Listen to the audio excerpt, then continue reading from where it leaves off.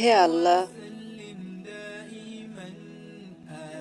একমাত্র আপনার কাছে আমি আমার দুর্বলতার কথা জানাচ্ছি এবং একমাত্র আপনার কাছে আমি আমার অভাবের কথা জানাচ্ছি এবং মানুষের নিকট আমার অসম্মানের কথা একমাত্র আপনাকেই বলছি। হে আর রহমান রহিম,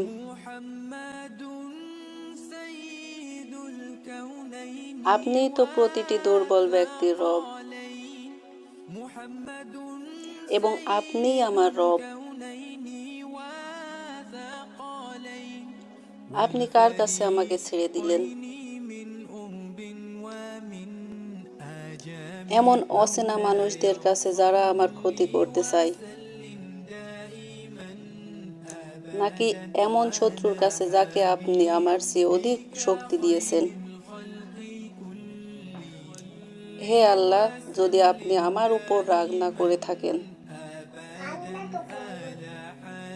তাহলে এর কিছুতেই আমার কিছু যায় আসে না, কিন্তু আপনার আশ্রয় পেলে আমার পরিস্থিতি আরেকটু সহনীয় হবে।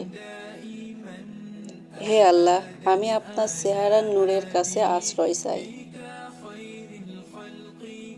যা সব অন্ধকারকে উজ্জ্বল করে দিয়েছে, যা দুনিয়া এবং আখিরাতের সব বিষয়ের সংশোধক। আল্লাহ, আপনার রাগ এবং অসন্তুষ্টি থেকে আমি রেহাই চাই। আল্লাহ, এসব কাজই শুধু আপনাকে খুশি করার জন্য করা এবং আপনি ছাড়া কোনো শক্তি নেই, কোনো ক্ষমতা নেই। আপনি সবাইকে হেদায়েত দিন,